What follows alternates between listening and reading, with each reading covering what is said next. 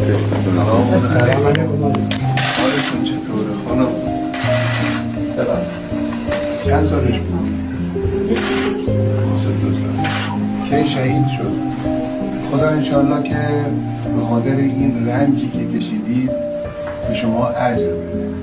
خدا انشالله این جوان عزیز شما رو با حضرت مسیح محشور و اینم شما بدانید اگر امروز من شما دیگران توی محیط امنی داریم زندگی میکنیم بله به برکت کار ایناست. ایشون خانه‌دار شهرداری میکنه. شهرداری هم کار آسونی نیست. بله مردم به زن خانه‌دار تو چشم زن بیکار نگاه کنه، در حالی که کاری که زن خانه‌دار میکنه از کار بیشتر مردایی که بیرون کار میکنن سخت‌تره.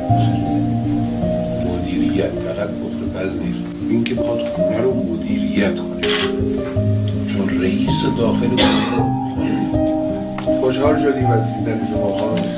یعنی سلامت باشین. از دیدن شما خیلی ممنون. شما هم بزرگ مردم. خدا انشالله حفظتون کنه.